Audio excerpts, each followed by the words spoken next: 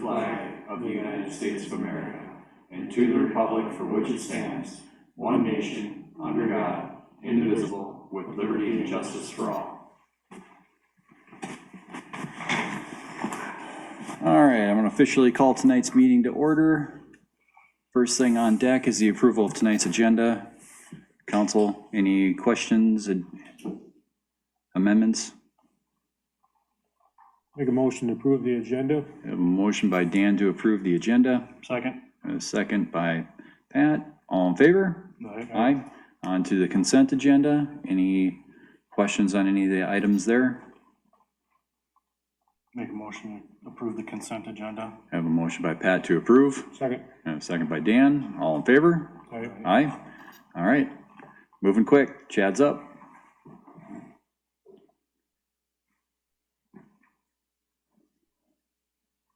Jackie Pete, Valley Fire Chief. I'm here tonight to inform you that the new tanker showed up last Tuesday. Tuesday told me. Everything's good. Radios are in service. And then the other thing would be is to get the permission to sell it. Is there a number that you're looking to get out of it or just whatever? Okay. We have two people that would possibly be interested in it. One is the partner, Johnson Jet Line. You guys that jet the water through the sewer. Okay. so, I don't know, my suggestion would be put on a closed bid and see what we get for it. Okay. Something's better than nothing. There you go. All right, looks like then, based off that, we do have a resolution on the table, 2022-27. This would be the resolution to accept sealed bids for the sale of the fire truck. Any questions? I'll make a motion to approve 2022-27. All right, I have a motion to approve. Second. I have a second. All in favor? Aye. Aye. All right, there you go. Quick and easy. And that money would go right into the truck escrow, probably. I would assume so. That's what we've done in the past, if I remember. Yeah. I don't know. Nice and simple, I like that. Anything from me? No? huh? Good, sound good, have a good All night. right, Thanks, Chad. take care. Okay, all right, that brings us up to item 4. So this would be Plymouth Industries. Lance? Thank you for coming in tonight. Thank you for having me. Appreciate you putting me on your agenda and appreciate you all being willing to spend some time with me tonight. I know there's some familiar faces here before. We've had interactions here before. So with that, I'm going to try and keep this pretty brief in respect of all your time tonight. But we do want to cover a pretty important topic. My name is Lance Harper, first of all. I'm the president of Plymouth Industries. We are the new owner as of this summer of the OBI Worldwide building, which is a 79-acre. What I want to talk to you about tonight, to get into the purpose of what we're here for, is to get into helping you all understand kind of first of all who we are. Some of you have heard this already, so I'm going to go through that part of the presentation pretty quick. I'll give you a moment after we get through that part. I'll put the brakes on for a moment, let you ask questions for anybody that may have questions. But get everybody kind of understand who we are, present what we're planning to do as investments to the property and in the community, county, Indian Valley here, with that property. So I think that we'll try and align everybody here on just the common goal. What are we really trying to get, for our organization and in order to the community, in terms of the investments that we're going to make. And then I'd like to present today, a request for you all for some help in getting these investments done. I'll try and do it in a way that kind of helps you understand what we're trying to get done and maybe how you can help.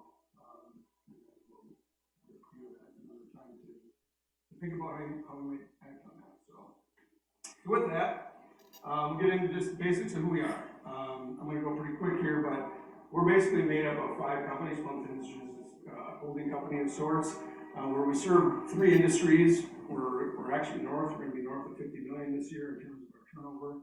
We have about 130 employees, and we're owned by a private equity investment group out of Michigan called Heinz Corporation. So there's one person that's been doing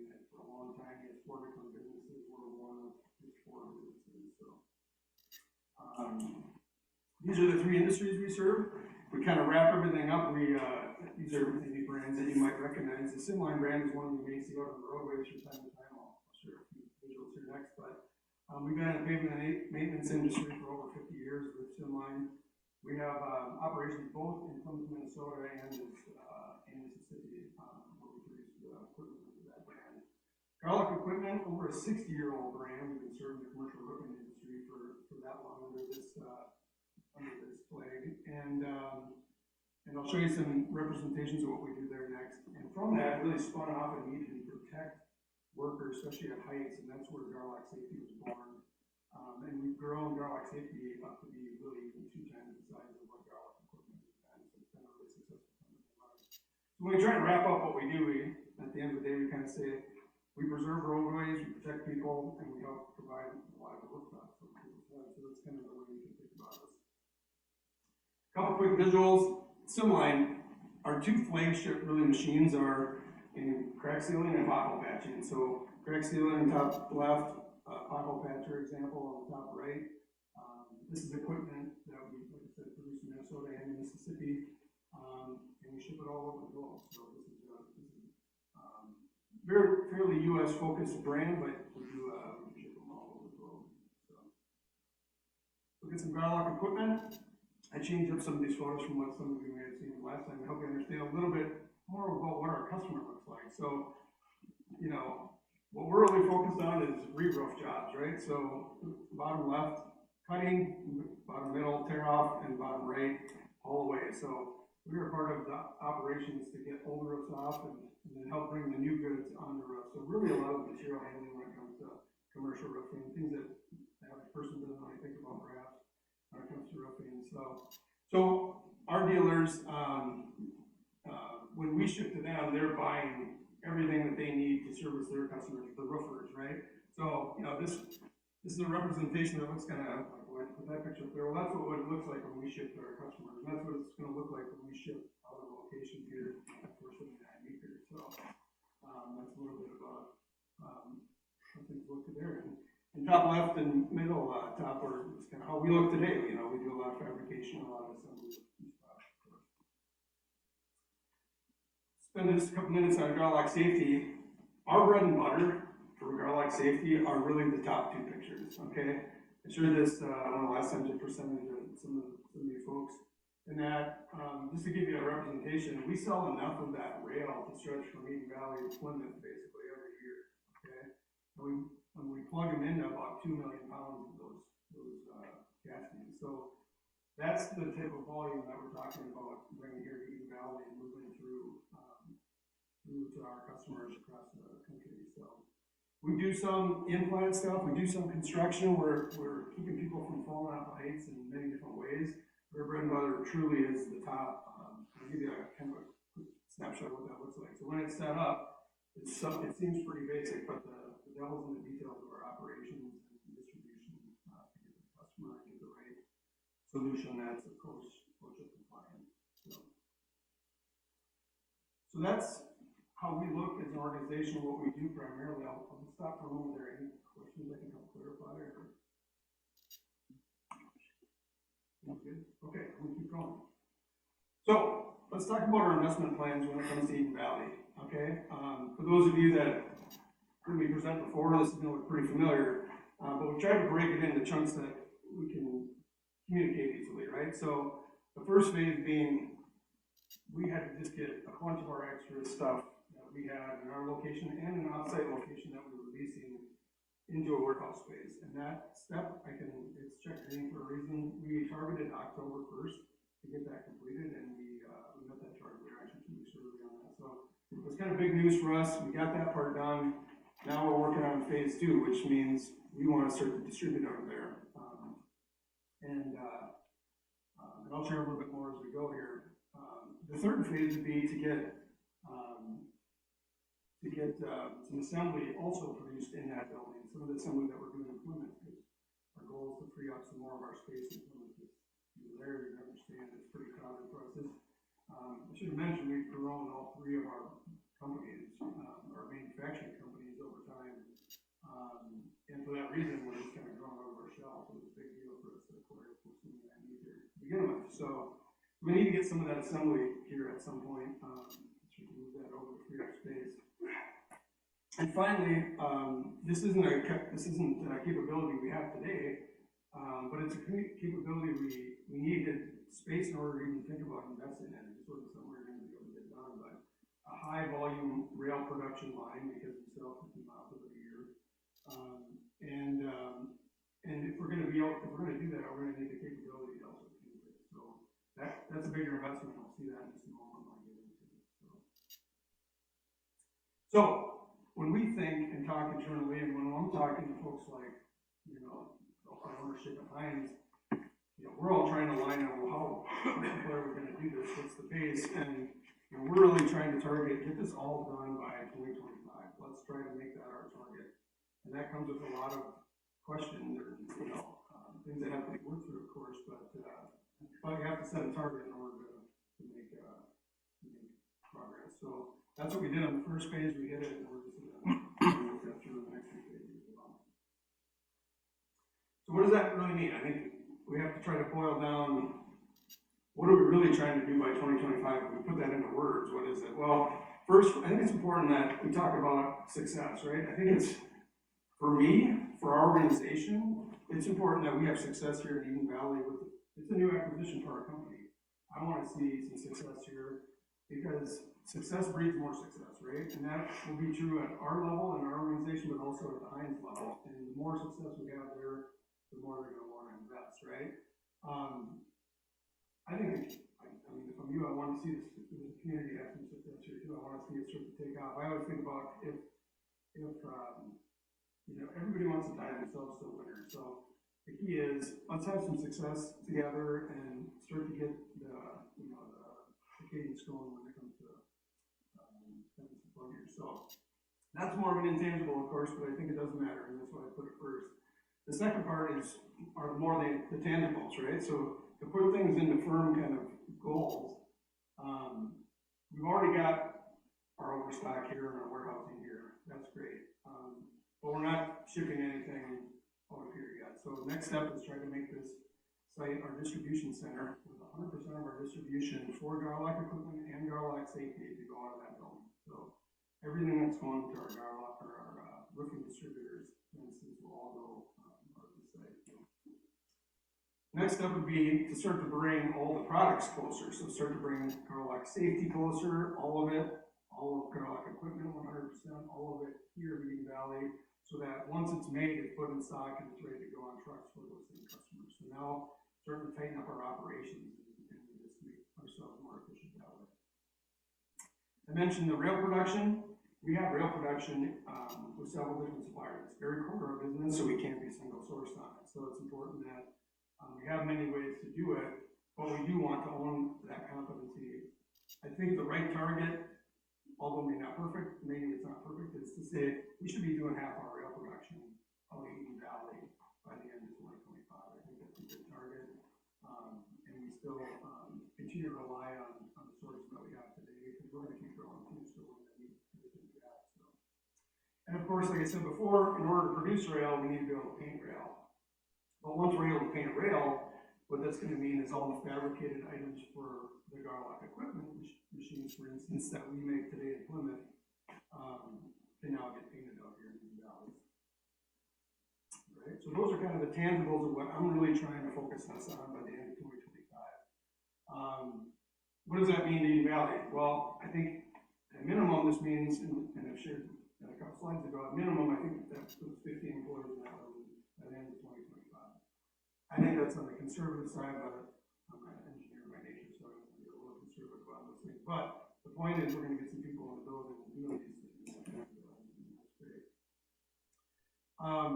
My job is to meet the fiduciary responsibilities of our organization. I've got ownership to answer to, so this year's a good example. When we started the year, while it was in our strategic plan to try to get a property, it wasn't in our financial plan. So once we bought a property, it became, can we get through that first phase and still meet our financial plan? And we found ways to do it. We were fortunate in a few different ways. I'll probably go on next, but we were able to get it done. And to do this, to hit these targets by 2025, I need to do that for a few more years in a row. And that's my obligation to our ownership, so. At the same time, I need to talk to them and work with them on what else are we gonna invest in, because when these projects are done, it doesn't just stop, right? That's not how business works. You're always working on the next investment, so that's why you start with success, because the more success you have, the more of those things you get to talk about and work on with your ownership and folks like you, so. And I wanna make sure that that was clear to you all, because, that's how I think, and that's how we work as an organization, that, you know, it doesn't just stop after you buy a building. We wanna figure out how we're gonna keep investing in this, So let's get into the investments. I'm not gonna go through all these details. The point of this slide, and some of you may have seen it depending on, some of this information was shared previously. And I'll tell you this, that whatever was shared previously has changed. We have to continue to work on these investments. So the investments, as you saw them, are here now with a bunch of the individual investments we need to make to hit these phases, right? And I'm gonna say that they change because the ones in black are pretty locked down. Either we've already spent the money, or we're about to spend the money, or we have what I call firm quotes. Now, quotes, you know, want to change every 2 weeks in today's world, but we have a pretty good idea of the ones in black, that that's gonna be what the costs are. The red are estimates, that's what they say there. It's the best that we got, knowing what we know now.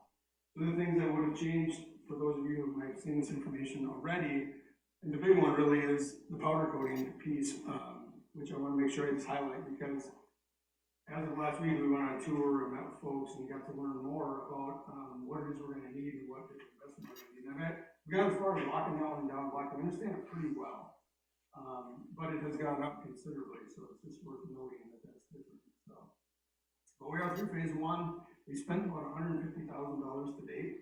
So that's really some of the phase one, of course, but all of the phase one, and we're starting to work into the second phase, right? We've been fortunate in our pace. We're doing okay as an organization this year. It's sort of a tough start with the inflation as it was in raw materials, but we've come around. And we had a little bit of a windfall. We obviously eliminated a previous lease that we had inventory at. And we were able to help out a local company and lease them some of the extra space that we had, so that kind of went into funding some of the things that we've already done, which has been really positive, I think, at the moment. So our pace going forward really depends on our ability to finance these investments internally. So I think of that, you might think, okay, well, Plymouth Industries is doing great, they should be able to fund it. And that's true, we invest in, for years we've invested in our organization, and that's why we've grown it. But we do have to compete at the Heinz level. So what that means is there's 4 companies at the Heinz level.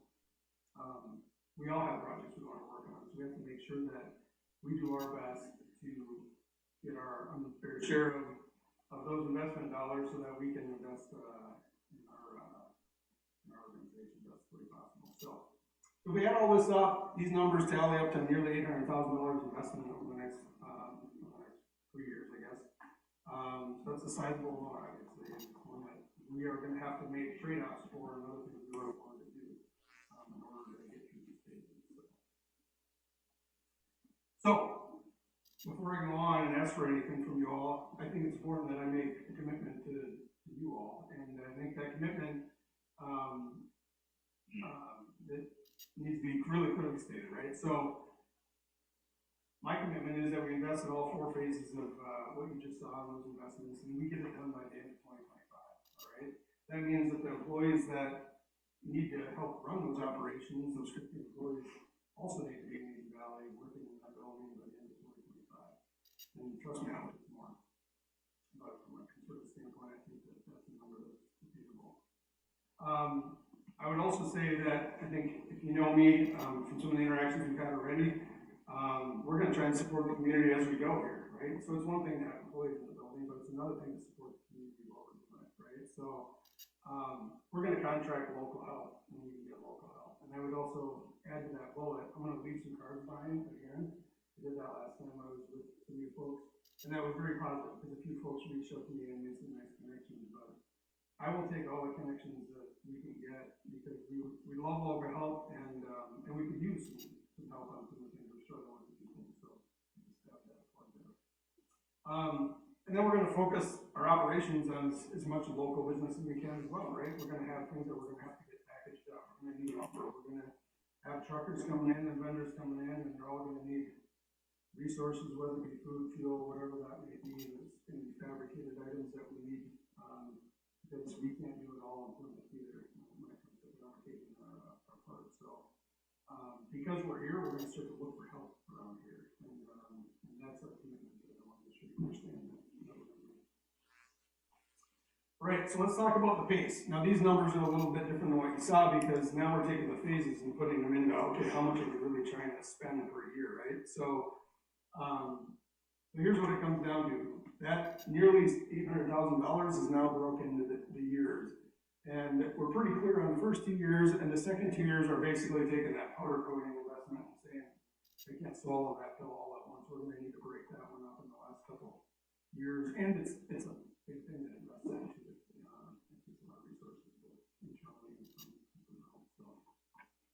So I just wanted to just share, the illustration then for us looks like this. The blue graph, blue bars represent, of course, the investment each year that we're investing in these 4 phases.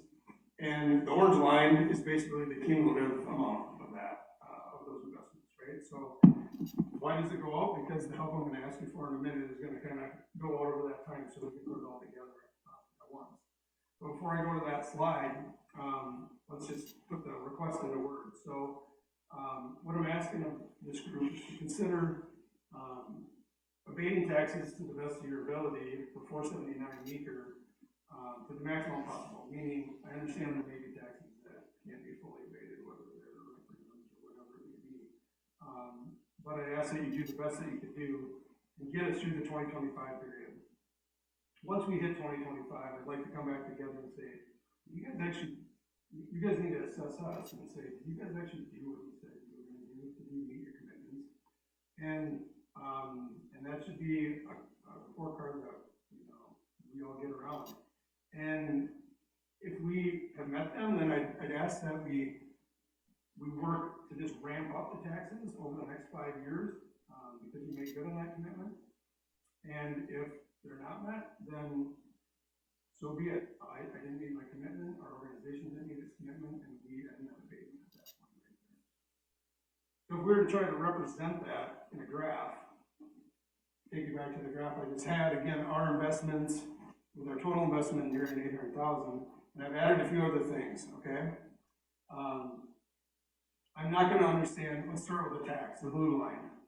I'm not gonna know perfectly what the tax is gonna be, I can't predict the future and what, how things are gonna be assessed and such, but I use some factor to just say it's gonna go up over time, because it's relative to this big scale, it's hard to tell that it is going up over time. The yellow bars or orange bars are basically representing what I'm proposing today and I'm asking of you, which is to say, taxes were paid in 2022. If we make good on these investments, I would ask that we don't have any taxes for 2023, 24, or 25. And if we check status at the end of 2025 and we made good on all our investments and we made it good on our commitments, that we then ramp up over the next 5 years to the full tax amount in 2030 by incrementing the ways.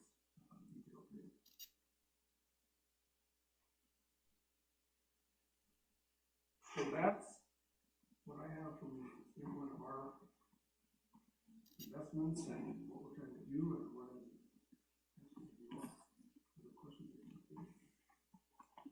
When you were in your presentation earlier, you were talking about like you'd already found like lease, like subleasing some of your space out. Was that here in town or is that at your other locations? Yeah, great question. So we did sublet, it's happened in 2 chunks now, so I think it's over 10,000 square feet here. So when I referred to earlier that we had a little bit of a windfall that we didn't expect, that was one of the things that, so not only did we exit the place that we once leased for our own stuff, that expense went away, but we were able to gain some dollars from a local company that needed some space. And we were happy to help them all with it, because we're not able to use it all yet, so, so that worked out nicely. Okay. And then if for whatever reason, let's say we didn't do the tax abatement, what would that mean for your overall plan? Would that just delay completion of all the phases? Yeah, great question. I thought about this, and I think it helps, I don't want this to come off like a sidestep of the question, because I think if you've been in business, run a business, own a business, I think you realize that all the things that you do don't depend on one thing. The way, the way it works in business, and probably explain it to all of you, but you set a plan, and then the execution of that plan becomes the culmination of a lot of different factors. Did we hit or exceed our sales numbers? Did gross margin get impacted this year? Did our expenses go where we improve upon them? Did we get help from people that can help us? All those factors matter. So it's hard to answer, exactly what happens. What I would say is, going back to competing at the Heinz level, to the degree that we can get help, that's based on a commitment I make to you, and you make a commitment back to me, and that's something I take back to Heinz. And we got a heck of a lot better chance of securing that money when we both have that commitment, because now I get to say, hey, this goes away, this benefit goes away if we don't make good on it. So it's a leverage help. Sure. I don't want to take all the questions. Lisa, and you guys can ask questions too if you want to. What kind of dollars are we looking at for abatement for the first 3 years? So it's hard for me to, going back to the tax that I talked about estimating, I think it's hard for me to estimate because there was a certain tax amount. I'm not sure, we don't have our 2023 tax amount yet, so I don't know how that is. I don't know how that's gonna work in terms of exactly in terms of how evaluation's gonna go. I don't know exactly how much could be abated. So there's just too many unknowns for me to give you an exact number there. I think I could use, if you're open for working together, I think that's maybe something that you could help me with. And Lisa, you jump in. The school, that's not on the table. I'm quite certain they would not abate. I mean, I think that's a pretty good assumption. Okay, It's pretty right. universal that schools are Right. to do any kind of abatement. Right, and this year probably even more, so they all have referendums going, so. But on the city portion side of it, we're looking at about 11,000 is the city portion a year. And the county's portion is somewhere in the 6,000, is that? Okay, And under state statute, we wouldn't be able to totally abate that anyway, if I recall correctly. Or am I? no, we can. You can? Oh, yeah. okay, all right. You just can't abate any, like you can't abate for others. Right. Okay, all right. I'm probably thinking of something else. Right, You can't. right. Okay. Your share. So in your packet, you have the form from Ellers, and it's the financial statement, so that's a projection based on right this second, not what's gonna happen for the 2023 tax, but they just broke it down in the 3 years at 100%, and then our numbers are opposite. He put what he pays, and we put it going 80, 60, 40, 20 versus the other way. Yeah. Is there any other ways we could go to help you other than tax abatement? Is there anything else we could do, or? Boy, just thinking of what other expenses could be offset. I think that I think what we're facing here in this situation is we're trying to make an investment in the degree. There's only so much that can be done, right? There's only so many dollars there. There are other little things that can be done. yeah, I mean, I don't know if we have snow bonds, could the county swing in there, or the city swing in there, and snow bond, I don't know, like, little things like that. Sure, those type of things would be great, but we're trying to do everything we can to chip away at that big number, so that we can get there. Again, I don't have a great answer for you on how we might chip away at it. It seems like forever ago since we first started talking about having this conversation, and I do remember, like the city EDA and that stuff. I mean, there's other options, whether it be like forgivable loans or 0% interest or things that, that are in the toolbox for EDAs to help with. Would that be something that you'd be willing to look into a little bit more? Yeah, I think we can look at it, I got a jog in my memory, I feel like we talked about this early on. Yeah. It's been some time, and with that, I'm not sure I remember, but was there a qualification piece? I'm trying to remember why we steered away from that. I think some of it was just because of the capital, we talked about this, that there was capital assets in other places in terms of the borrowing piece. Yeah, maybe that's what it was, yeah. And we didn't really talk about those things, we kind of did that, I just that there was enough access maybe to I think that's loan probably side, and what you're it was. looking more kind of on the operation. Right. So I yeah, think that's what it was. Perhaps I might not be 100% that might be it, that we were able to secure perhaps loans elsewhere through our organization, at or below the interest rates maybe that were possible. I did have a conversation with our financial person, and on if the council, these are if the council decides not to, or have an abatement. Abatement is always a tough thing that you're selling to your taxpayers, is you're abating this company who, are there other options that could look exactly like this? And one of the options, when you mentioned EDA, we talked about, could the EDA, it would look just like this. You would have the taxes, and the EDA would be giving you a 0% and a forgivable loan, which is really what this is in a odd look at it. And then they would have the same, any business plan, those things that you need to fulfill, which would be what you just gave us. You would have, by year 2025, you'd have 12 to 15 new employees. You would have done this.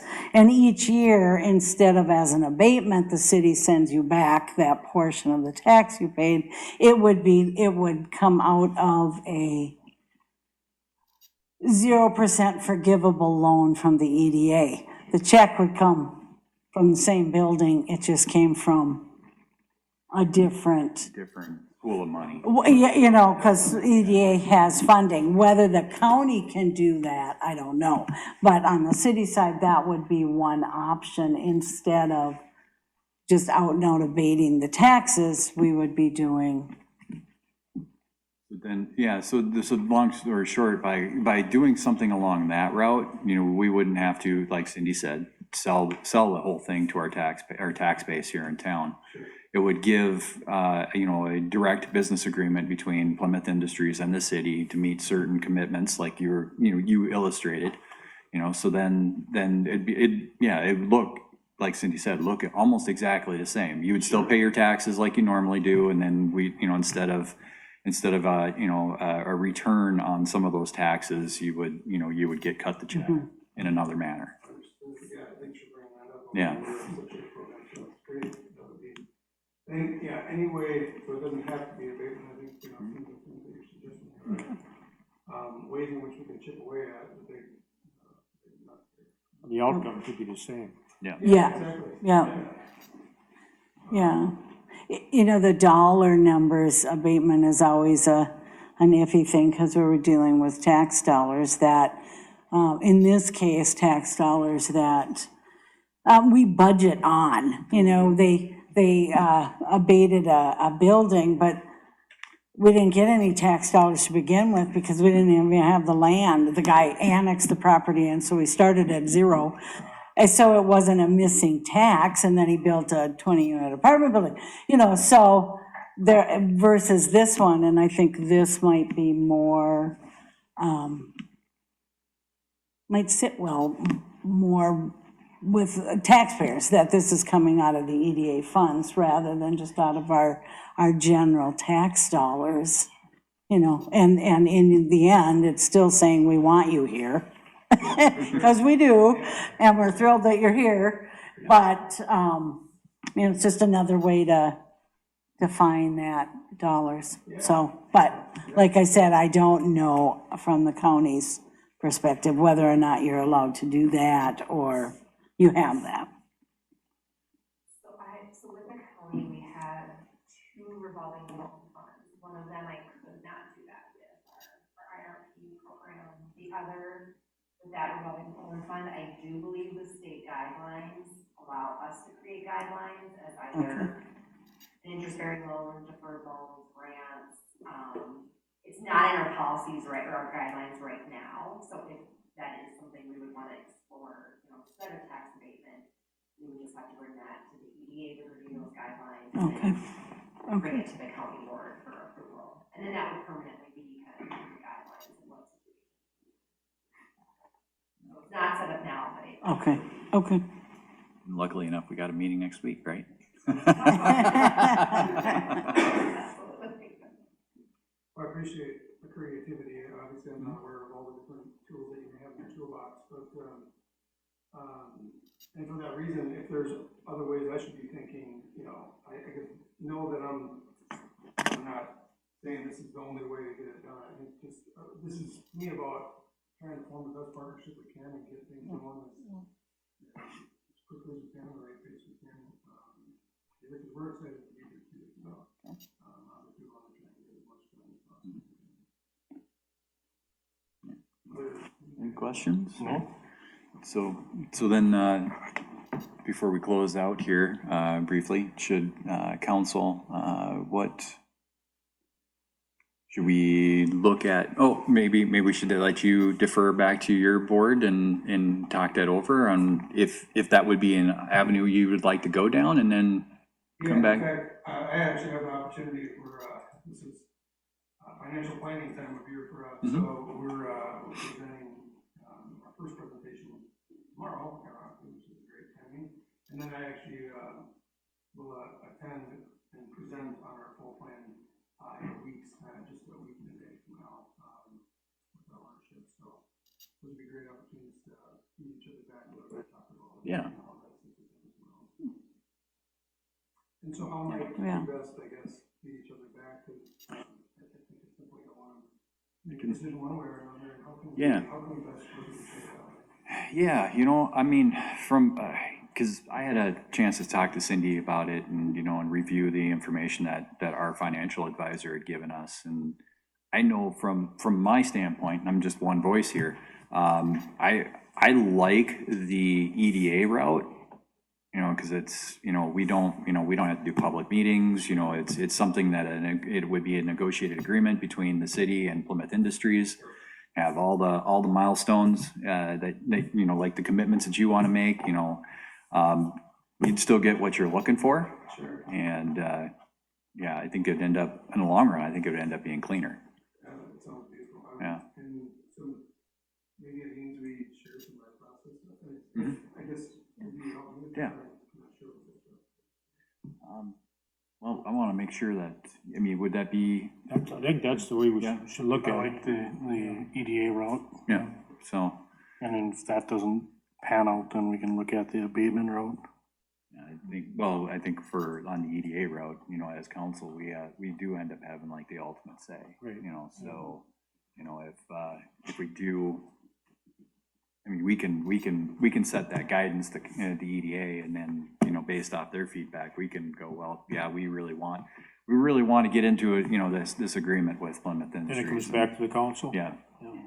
I thought just back, and not to make it feel like we're negotiating on the plug here, because I certainly don't mean that, but you're making me think that I gotta put myself in the shoes of the taxpayer, and of course nobody wants to experience loss, so that's really kind of what we're talking about here. Let's try to maintain things and get things done in a different way. proposal or something for you to think about back is, this building's probably gonna have a new valuation on it.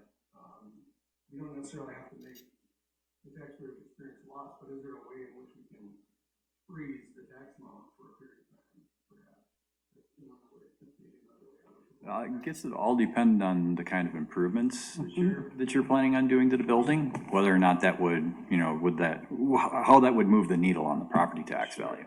And I don't know how much liberty you have, you know, I guess that's a real question I don't know the answer to, so. Yeah, that would, you know, I think we'd have to understand, you know, what, you know, like the improvements and how that's gonna change your, you know, change your overall valuation. You know, and that would be working with the county auditor's office, or the assessor's office, sorry, yeah. Really what you're talking there is cap. Okay. And it doesn't necessarily freeze the valuation. The city would have to be able to do that. Okay. So, that means that community may or may not. And there may not be, and again, it's hard, I know that was something Cindy and I kind of talked about too, it'd be interesting to know kind of the assessment spots and sort of reaching out to them. Again, it's hard to say, because you never know kind of what that valuation would come in, but with some of the improvements, you know, as long as, you know, obviously if you add square footage and such, that definitely changes the assessed value of the building. If a lot of your improvements are interior, you may not actually see any change in your valuation as part of it, kind of stuff they have. But again, that's not a guarantee that you won't, but, that helps you, that, you know, again, you'll be making a lot of investments and then we'll have a tax, you know, impact kind of on you. But that's kind of some of their initial thoughts.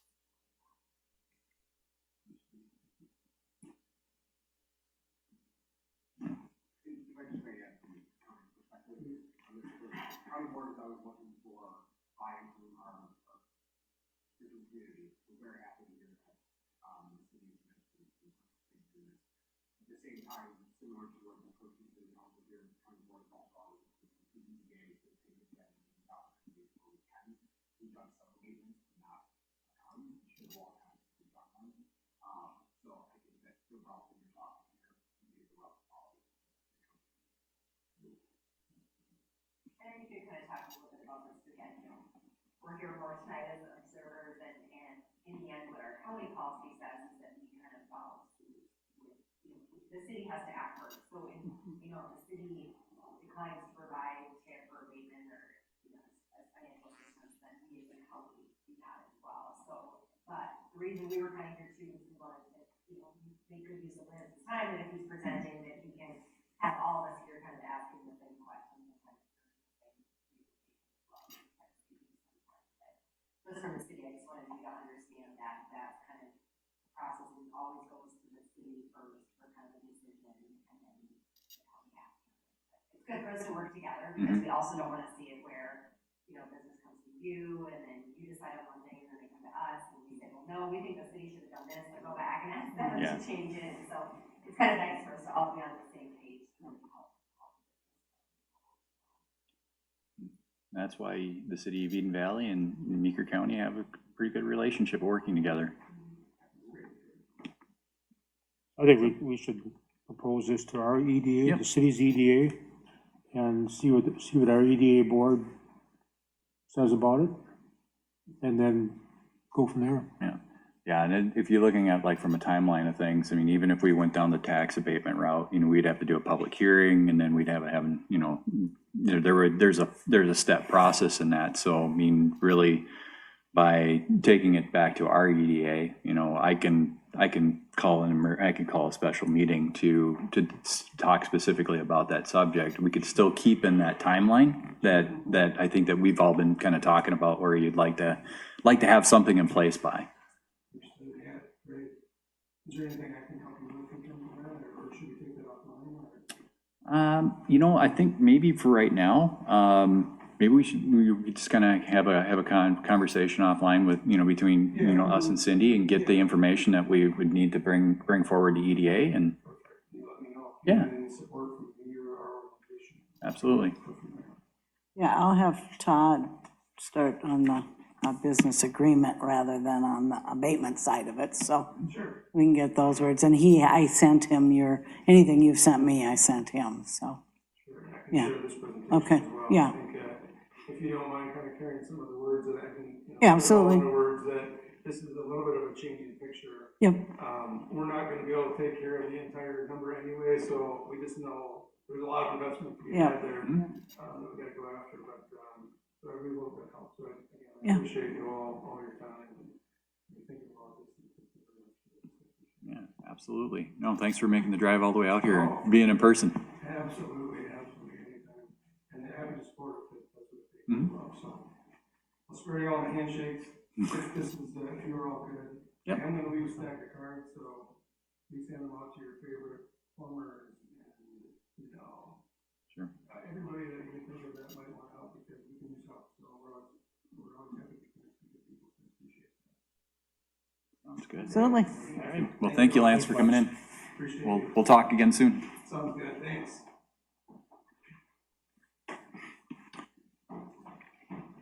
Okay, all right, so go ahead and look at our next Thank you.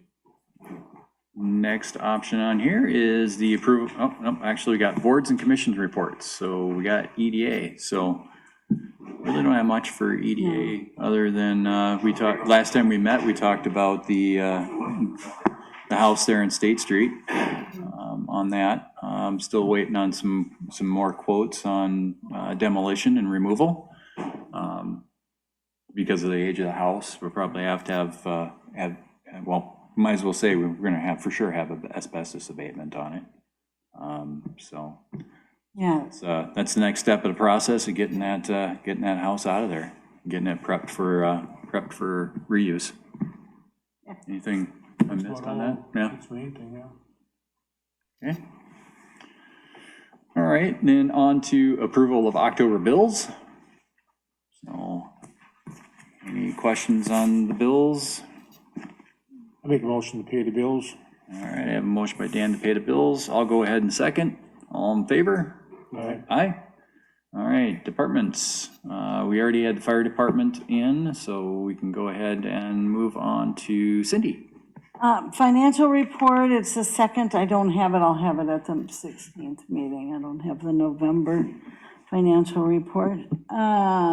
We do have tree lighting is the now annual, where they light the little trees.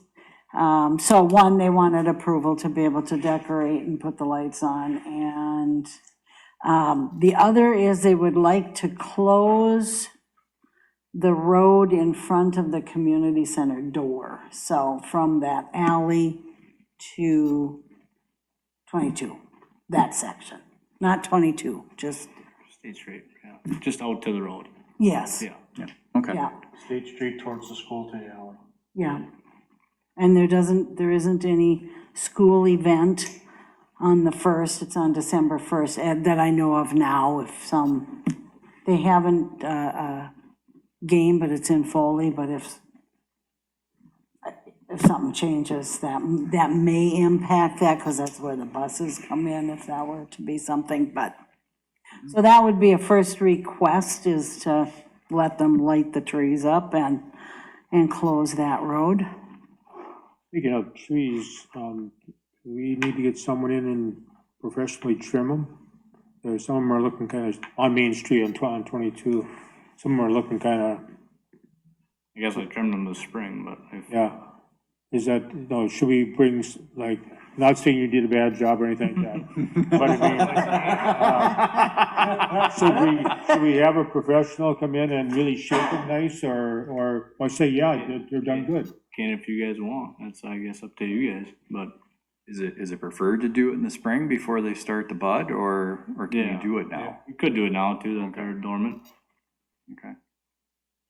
The one that's up by the railroad tracks, Charlie Brown the tree? Charlie Brown tree, Charlie Brown tree, yeah.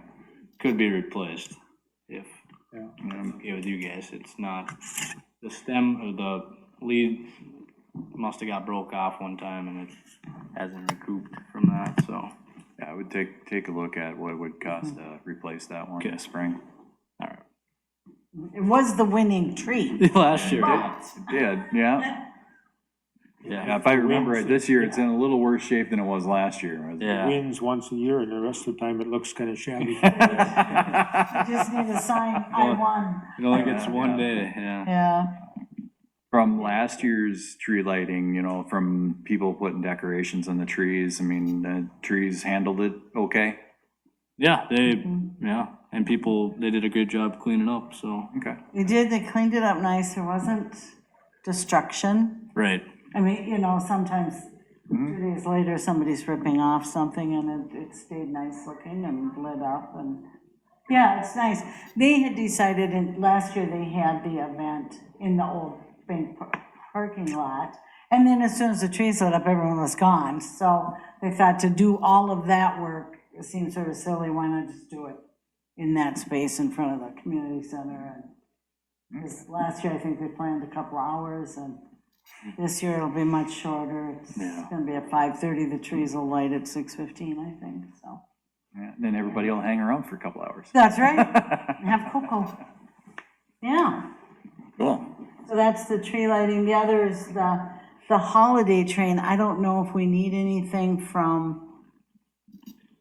on road, permission for road closure. I mean, I guess it's through the state, but yeah. yeah, it's really Highway 22. I think the train is coming and they stop across the track. Yeah, that's kind of natural Yeah, it's traffic whatever. control there. Yeah, Yeah, whether, I would think that maybe they gotta get permits from the state to be able to do that, or not? you know what I mean? I'll turn my mic on quick. I reached out to the person that's in charge of that, and they said that's on us if we want to do that.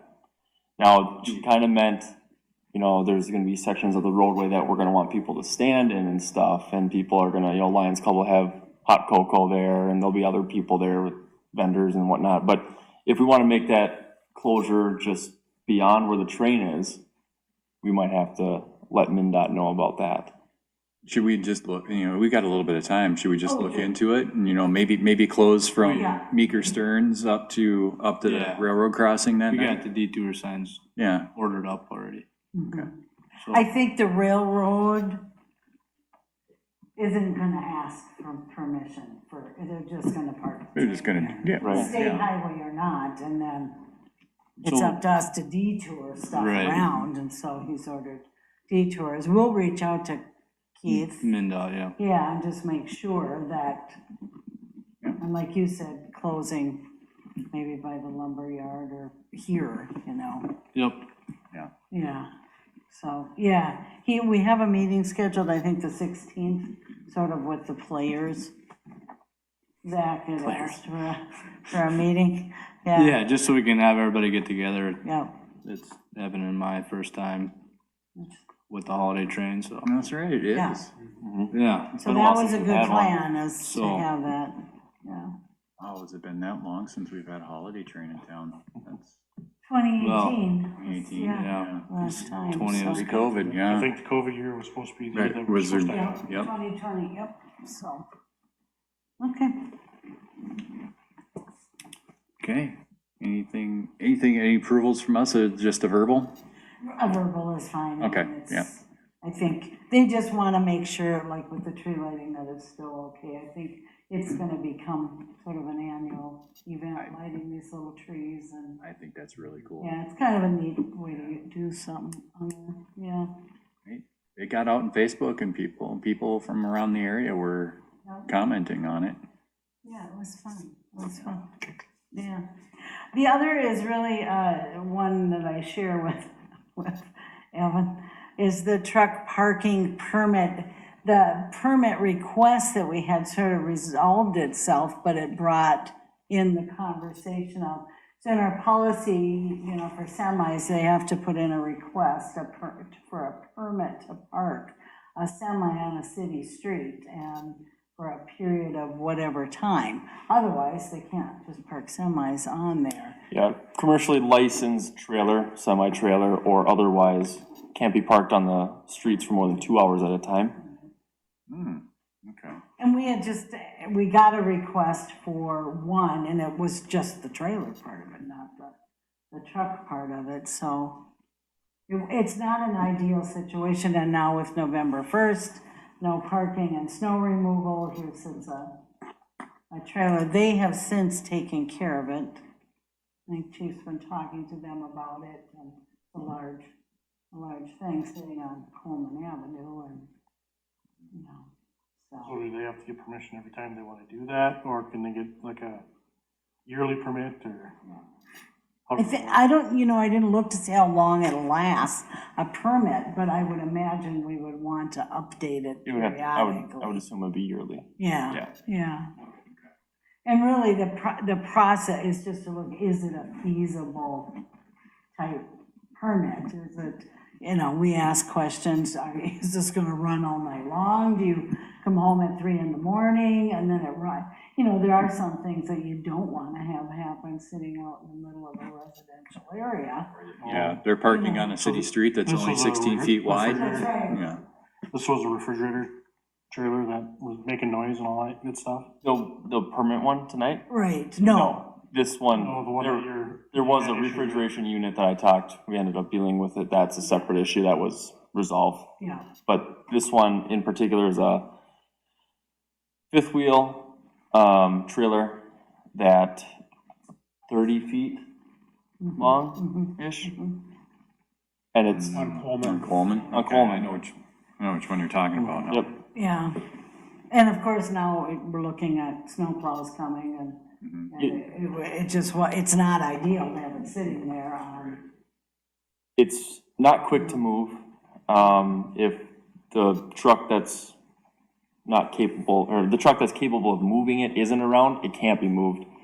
We ran into an issue, you know, once we started talking to the owner, there was an issue with the truck being down, and they wanted to move it, but they couldn't. And so it took, I don't know, closer to 10, 12 days for it to get moved. They wanted it moved, they couldn't move it because the truck was broke down. It just was sitting there, you know, as it had been for a while, but, when she talks about snow removal, if the truck's not there, then it can't be moved, period. They don't have any yard or driveway to be able to park this thing? In, Like off to the side of the house, or? We have one already. there is a fifth wheel trailer there already that we had discussed, but we determined it was on the side of the house. I'm pretty sure that would butt up, right now it would be on, adjacent to the property line. I don't think there's any more room for another one. And this one's considerably longer than the one that's there. So, The snow ordinance that you can't let them park there anyhow, right? I mean, the parking permit that would be granted, I would assume would allow him to park there even though there's a 2:30 to 6 AM snow or parking ordinance, which just could run into other issues down the road. They cause problem with other people. it would still have to move if we got the 3-inch accumulation, or a 3-inch snowfall, they would have to move it. Yeah, I would You can't- assume so. Yeah, And- whether you have a semi or a, Have they tried talking to like Teal Construction or Jax or somebody like that for renting a small amount of space to put their trailer? It hasn't been back since they got their truck up and running. So it's been, since they moved it, it's somewhere. I don't know where it is. That's up to them, but they have found a spot for it that isn't on the street. So there was a solution there, yeah. we did have another semi, and that's where they parked, was at Jack's. And they had quite a hike to get home, but that's where they parked it, so. So it's just one of those things, so if you hear about it or you know that certainly we spent a lot of time on the addressing the permit issue. We allow that during the snow season, I think it's gonna be an issue. Yeah, well, Big and issue. those plows aren't small, No, and so the space that they're left to drive down on, I was thinking that's right on an intersection too yet, right. right off an intersection. Just around. Where it had been parked, Yeah, and, you know, the plow comes around the corner and the wing hits it, or, And you know. we don't she want- brought up fire trucks, Yeah, you know, trying to maneuver around that area would be made more difficult. yeah, if there was a fire at that house, there's no, or a rescue, you know, there's no place to put these vehicles, so. Okay. So, that was just kind of an FYI, and, you know, I think that's all I have. Anybody, anything for Cindy? All right, then, Zach. Yeah, in your packet there, I got Zach wants to spend money. details on spending money, yeah. No, I think that just I think that's like in the job title, of Public Works Director is, you know, I spend money, lots of money. Something like that. Protect assets, that's. There you go. There you go. Good answer. So, we got 3 good quotes on some trucks. The Yarman in Painesville was not able to get me a pricing on a 23 yet still, so, truck wise, I'm looking at going with Davis, if you guys approve that. They're the cheapest, and we're getting everything we need through them. So they just beat up Coronas Motors in Painesville just by a little bit, so. Yeah, so 3/4 ton, 4-wheel drive, box delete with, getting a truck box on the back of it. Pretty much building the same truck that we have, just a new one. Newer one? Okay. So, How soon would you get it? that he can't give me you'll get it this day yet, because once you say you want one, then it goes to Chevy, and then they pretty much get to pick when they're gonna build those types of trucks. Okay, so it's not something that you have an inventory somewhere that they can pull from? Right, yep. So once Chevy says, yes, we're gonna build this truck, then it's 3 to 4 months. Oh, wow. And then Davis gets it and we get it from there. It doesn't take them 3 to 4 months to build a truck. I It takes hope them not. like 4 days to build a truck. Yeah, Yeah, well, even at It takes 4 them days. that long to get to get it, yeah, Yeah, yep. Maybe it'll be like the fire truck and it'll come in early. Well, hopefully, yeah. But, yeah. and for like the, truck box you wanna put on it, Yeah, there's a couple, you throw some pictures in there, right, Cindy? Yes. So, yeah, I took Dan's recommendation, went to Renegade. They do a great job presenting up there, and they got very quality equipment.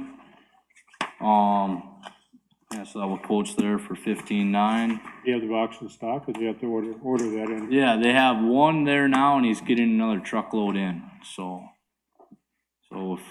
if we say yes, we could get our name on one, and then we have to wait for the truck, but, they're okay with holding on to it until the truck comes? yeah, yep.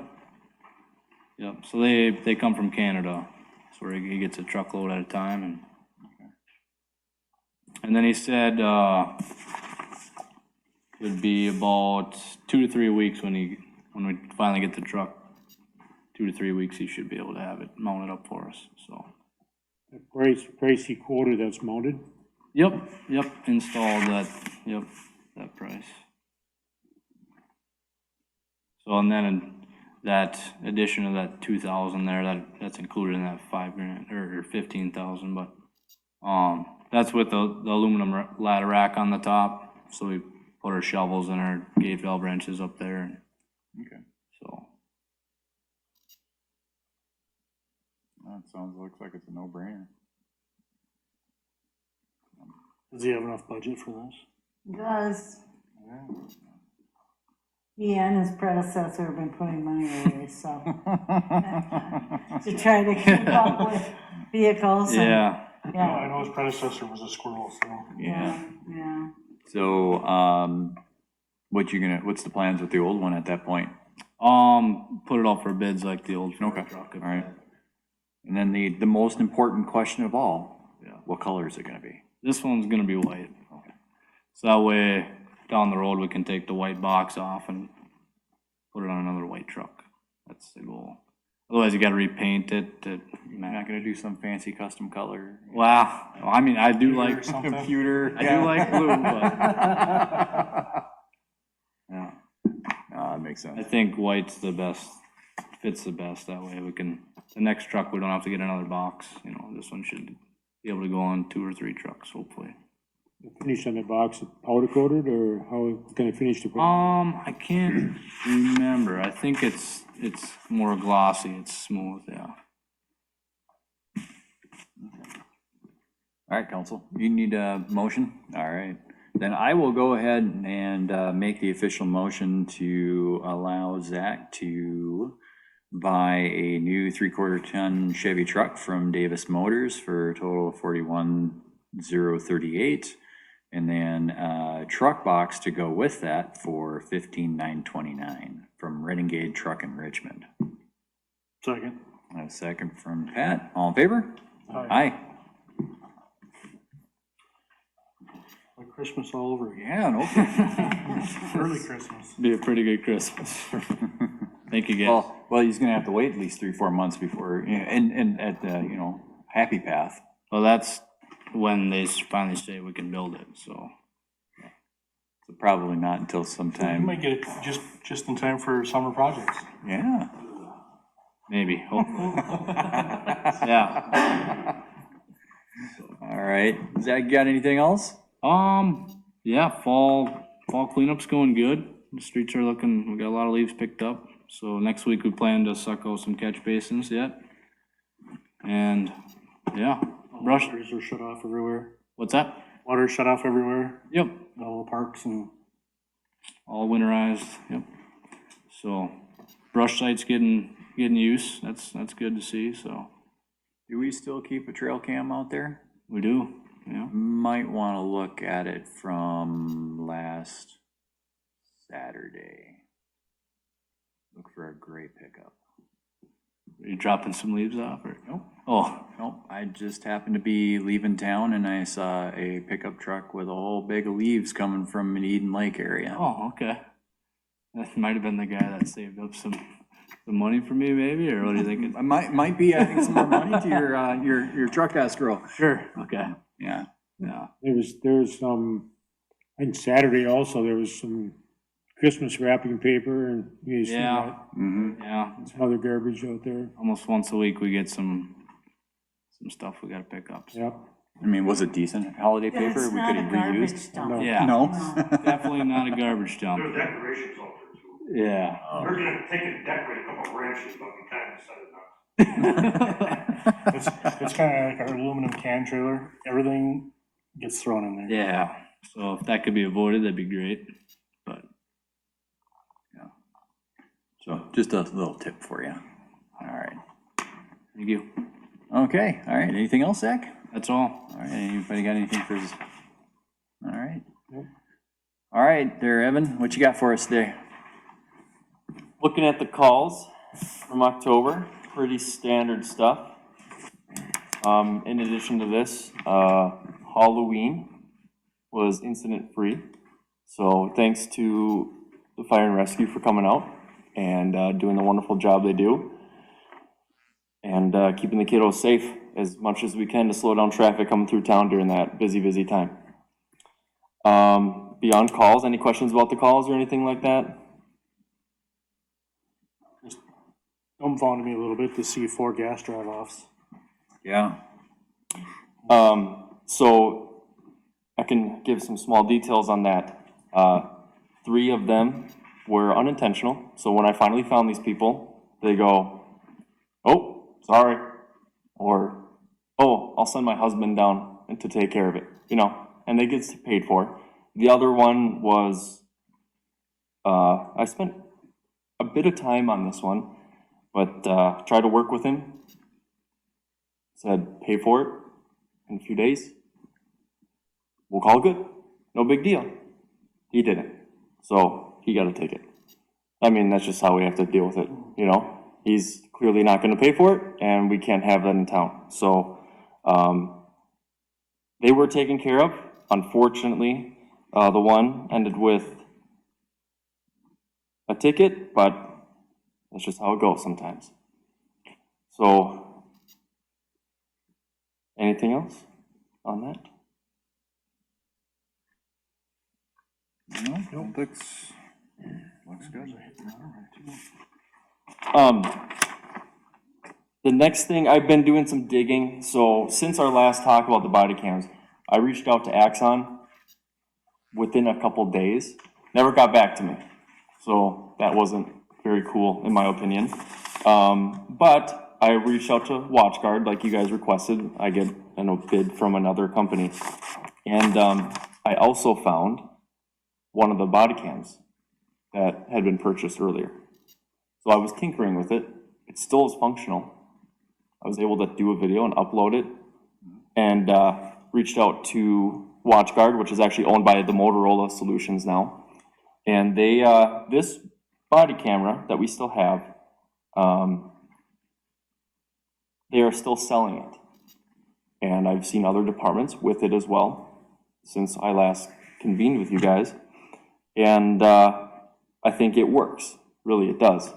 They have a newer version of this body camera. They call it the V300. But the caveat with it is, just like Axon, that comes with monthly services that you have to pay for.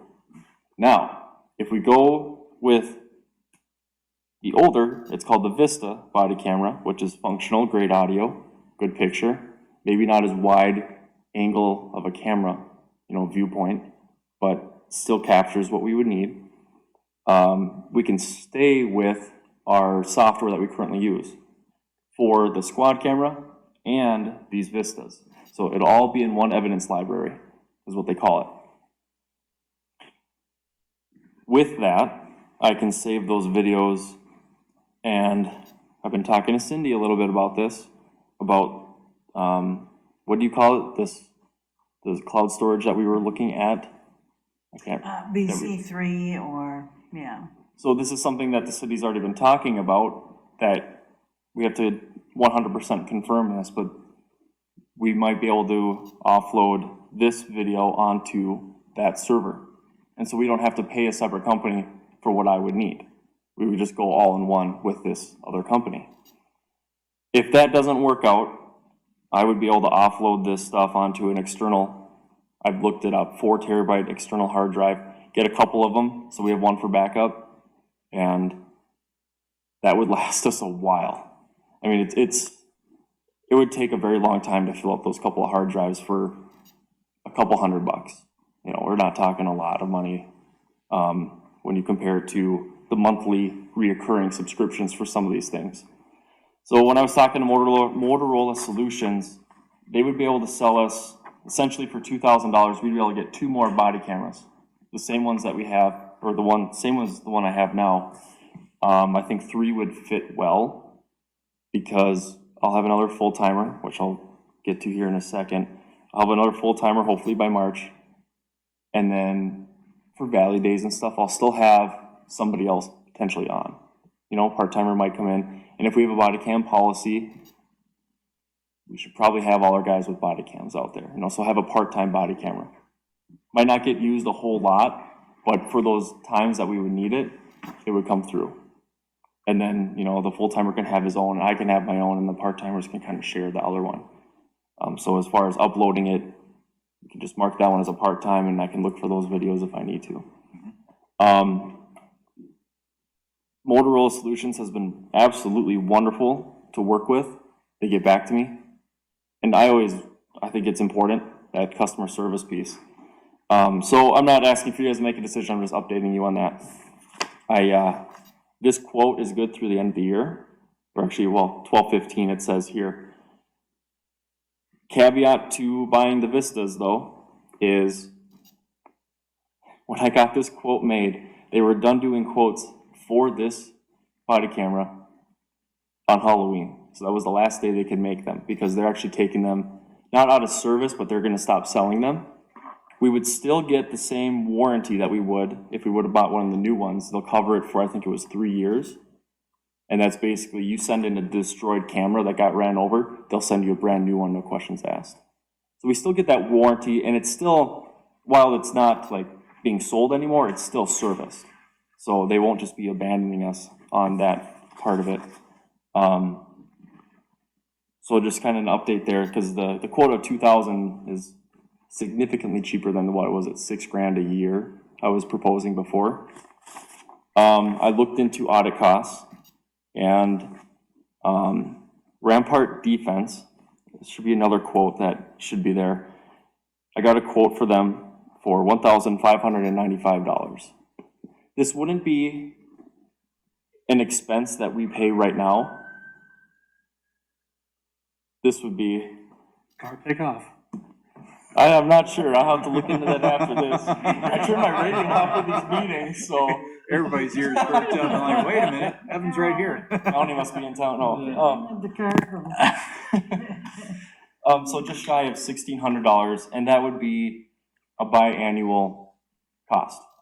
I mean, we, in the budget wise, we could split that up between the 2 years in preparation for that. But again, we wouldn't need to foot this bill, because we wouldn't need a body cam audit done for 2 years after we, you know, I make the policy and we get it going. But that alone, based on what I heard last month, that's a tenth of what you guys were thinking, you know, at least were quoted last time. And I don't know, I think there might just be more of a surplus of businesses that do these, but Rampart Defense was what the Minnesota Chiefs of Police Association listed on their website as for small town, small rural community based, because they base it on how many body cams they're doing. So when they come out here, they're doing 2, they're doing 3, compared to some of the companies where the flat rate is for a dozen, you know? So then if you got 2 more cameras, then that would cost would go up then. So this one was for, nope, so, their base rate is for 5, I believe. Oh, okay. Yes, I wanna say it's 5. I think that 4th line there, body cameras past 5.0 is $150 each, which they put a quantity at 0. Oh, okay. So that actually wouldn't go up until we had our 6th body cam come in, which is not foreseeable for a very, very, very, very long time. I feel we'll be on a different system by then anyway. Right. Yeah. Well, and that's the thing, is this is getting our feet wet with technology I'm already working with, I'm comfortable with, I enjoy, and we don't have to make this decision until maybe I'll come back in December, and we'll have a more clear-cut look at the budget and how it's shaping up towards the end of the year. And it might be something that I have money for this year, so we'll see how it pans out. I have to talk to Cindy about that, because does she shake her head? I got Zach in between us. You gotta start paying for my stuff. What are the odds? I don't know. You have an equipment. He has equipment fund as well, that's been. It's good to be optimistic. It is. Your So we'll see, that's why I'm not asking Your for a for predecessor sure put decision. money away for, equipment, not quite as much as his budget, but, certainly for body cameras, there would be. Yeah. There would be money in that budget, so. And I did look into grants. I found a federal grant that's specific to body cameras that isn't due until May of next year. And so I don't know if that'll pan out. I don't know how long it takes them to make the decision after it's submitted and whatnot. So that, if we wanted to get these in shorter order, we would kind of have to jump the gun and get them before we know if the grant was processed. Otherwise, I couldn't find any other grants besides the one. But I am also on a grant alert list through Motorola Solutions. So they work with another company and they will send me an email now on any that pop up. So we'll have that. And so that's not so much for this one, but maybe in the future when we might need to upgrade, because the Vistas will be out of commission at some point, and we might unfortunately need to go on a subscription-based monthly plan at some point, but we'll see. Because that one was 5 years old, and it still works just fine, so. I think he got them in 2017. There was some videos on it from 2017.